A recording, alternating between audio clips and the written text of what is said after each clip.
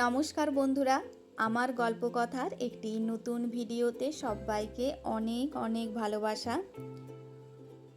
তো আজ আমাদের উটিতে দ্বিতীয় দিন, তবে শেষ দিন বললেও চলে। কালকে আবার আমরা বাড়ি ফিরে যাব।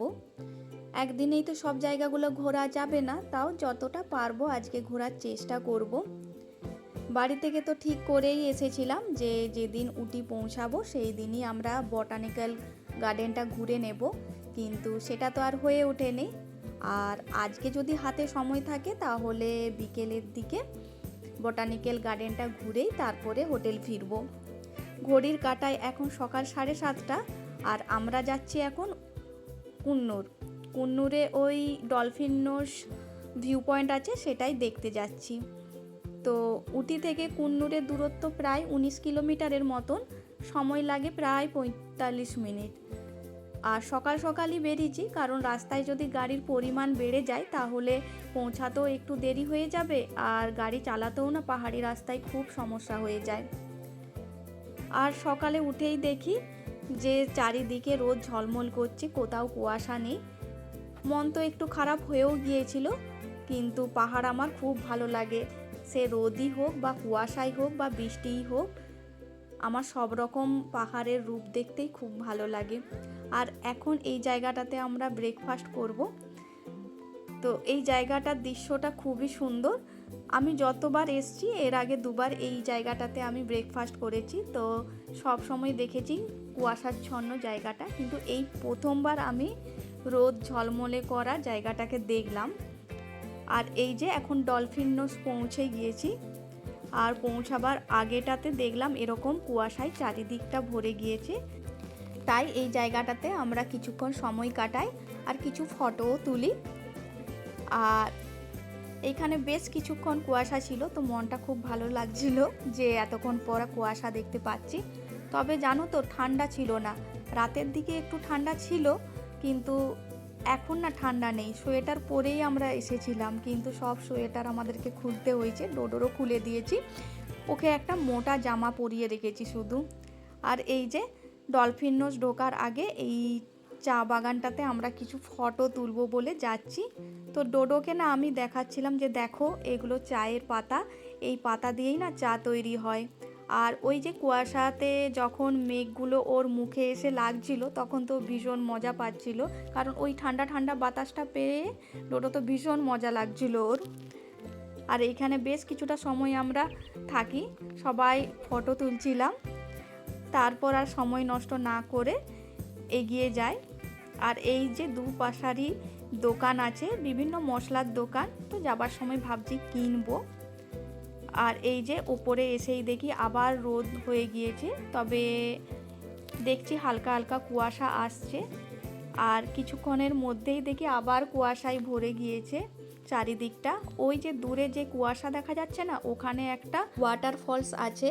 আর তখন বললাম না যে বিভিন্ন ধরনের এখানে মশলা পাওয়া যায়, আমি এখানে এলাচ, দারচিনি, লবঙ্গ এইসব কিছু টুকিটাকি কিনবো, কারণ এই পাহাড়ে এসে দেখেছি এই এলাচ লবঙ্গ যে স্বাদ, সেগুলো দোকানে এরকম কিনলে পাওয়া যায় না। তারপর ওখান থেকে বেরিয়ে যাচ্ছি এখন উটিতে দোদাবেত্তা পিক বলে একটা ভিউ পয়েন্ট আছে, সেখানেই যাব। আর এই যে এই রাস্তাটা আমার ভীষণই সুন্দর লাগছিল, তো বেশ কিছুক্ষণ আবারও এখানে আমরা দাঁড়িয়েছিলাম, সময় কাটিয়েছিলাম আর ফটোও তুলছিলাম। আর এই যে দুই সাইডে যে গাছের ফুলগুলো হয়েছে না, ওই বেগুনি কালার তারপরে পিঙ্ক কালার, এগুলো দেখে না আরও বেশি আমার মন ভরে যাচ্ছিল। তবে কুয়াশা খুব একটা ছিল না, রোদই ছিল। আর এই জায়গাটায় এসে দেখি চায়ের পাতা ছাঁটাই হচ্ছে, তো দেখতে আমার ভীষণ ভালো লাগছিল ওই ছবির মতন, তাই কিছুক্ষণ দাঁড়িয়েও ছিলাম এখানটাতে। আসলে কুন্নু থেকে উটিতে আসার পথে আমরা বেশ কিছুবার আমরা দাঁড়িয়েছি, তাই দোদাবেতা পিক আসতে আমাদের একটু সময়ই লাগবে। এখনও আমরা কুন্নুরেই আছি, উটি এখনও পৌঁছায়নি। আর এই যে এখন দোদাবেতা পিকের রাস্তাতে চলে এসেছি। আর এখন ঘড়িতে প্রায় 12টা বাজে। গরমটা আরও বেড়েছে। সত্যি পাহাড়ে এসে যে এতটা গরম পাবো আমি ভাবিনি। আমি কিন্তু ডোডোর জন্য সব সোয়েটারই নিয়ে এসেছি। ওই দুটো হালকা জামা নিয়ে এসেছিলাম, ওগুলো পরিয়েই ওকে কাটাতে হবে। আসলে এর আগে আমি 3বার উটিতে এসেছি, কিন্তু এত গরম আমি পাইনি। আর এইখানে না খুব সুন্দর সুন্দর শীতের পোশাক পাওয়া যায়। তো আমি ভাবলাম যে ডোডোর জন্য দুটো টুপি কিনবো ফেরার পথে। তো আগের বারও যখন আমি এসেছিলাম এখানে, তখনও ডোডোর জন্য দুটো টুপি কিনেছিলাম। এবারও দুটো টুপি কিনেই বাড়ি ফিরবো। আর এই যে এর ভিতরে আসার জন্য টিকিট কাটতে হয়। আর এটা হলো টেলিস্কোপ হাউস। তো এখানে এসে দেখি ভীষণ গরম আর খিদেও পেয়ে গিয়েছে। তো এখানে কিছু দোকান আছে, তো ভাবলাম এখানে দুপুরের খাবারটা এখানেই খেয়ে নেব, আর বাইরে কোথাও যাব না, হাতে তো খুব একটা সময় নেই। আর এটা হলো মেন ভিউ পয়েন্ট। কিন্তু যতবারই এখানে এসেছি কুয়াশাচ্ছন্নই দেখেছি, আর এবারে তো রোদ ঝলমল করছে চারিদিকটায়। দোদাবেট্টা পিক হলো উটি শহরের সবচেয়ে উঁচু পাহাড়, আর নীলগিরি হিলসের এটি সর্বোচ্চ শৃঙ্গ। আর এখন প্রায় 2টোর মতন বেজে গিয়েছে।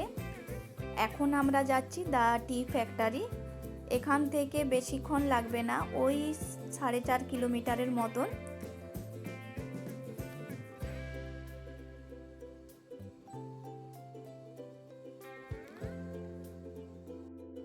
এই টি ফ্যাক্টরিটা না 1980 সালে প্রতিষ্ঠিত হয়। এখানে চা তৈরির পুরো প্রক্রিয়া খুব কাছ থেকে কিন্তু দেখানো হয়। এই ফ্যাক্টরিতে চা পাতা সংগ্রহ থেকে শুরু করে শুকনো গুঁড়ো করা আর প্যাকেট করা সব কিছু কিন্তু প্রত্যেকটি ধাপে ধাপে দেখানো হয়। কিন্তু আমরা যখন গিয়েছি তখন এসবের কিছুই হয়নি। তো ওখানকার একজনকে আমরা জিজ্ঞাসা করি যে কিছু হয়নি কেন আজ। তো তিনি বলেন যে আজ মেনটেনেন্স ডে, আজকে সব কিছু বন্ধ আছে। আর এটা শুনে তো একটু মনটা আমাদের খারাপ হয়েও গিয়েছিল, কারণ অনেক আশা নিয়ে এসেছিলাম। বাচ্চারা যদি এগুলো দেখতে পেত তাহলে ওরা অনেক কিছু জানতেও পারতো, আর ওদের মজাও লাগতো। আর এখানে শুধু চা নয়, এখানে চকলেটও কিন্তু তৈরি করা হয়। তো প্রথমে চকলেট আমাদেরকে টেস্ট করতে দিয়েছিল, আর এটা ছিল চকলেটের কাউন্টার। ওই যে আগে চকলেট টেস্ট করতে দিল না, ওই টেস্ট করেই তুমি বিভিন্ন ধরনের চকলেট এখানে কিনতে পারো। আর এই যে ডোডো একসাথে এত চকলেট দেখতে পেয়ে কী যে ওর আনন্দ হচ্ছে, ভাবছে সব চকলেট ও বাড়ি নিয়ে যাবে। আর ওকেও তো চকলেট টেস্ট করতে দিয়েছিল, আর সেগুলো খেয়ে তো আরও বেশি আনন্দ পাচ্ছে, ভাবছে এই চকলেটগুলো ওকে এমনি এমনি দিয়ে দেবে। আর এখান থেকে পুরো শহরটাকে খুব সুন্দর দেখতে লাগছিল। আর এতক্ষণে না আমাদের শরীর ভীষণ ক্লান্ত হয়ে যায়, কিন্তু হাতে যখন একটু সময় ছিল তো ভাবলাম যে বোটানিক্যাল গার্ডেনটা ঘুরেই যায়। আর ডোডোর বাবা তো এক জায়গায় এসে বসে দেয়। ডোডো এই সাইডের যে মাঠটা দেখতে পাচ্ছ ওইখানটাতে বসেই খেলে, আর আমি আর দিদি পার্কটা যতটা পারি ঘুরে আসি। আর আমার পার্কে সব থেকে বেশি ভালো লেগেছে এই ভারতের ম্যাপটা, যেটা সবটাই গাছ দিয়েই তৈরি করা হয়েছে। আর এই বোটানিক্যাল গার্ডেনটা 1948 সালে প্রতিষ্ঠিত হয়। এখানে হাজার হাজার প্রজাতির গাছপালা আর ফুল আছে।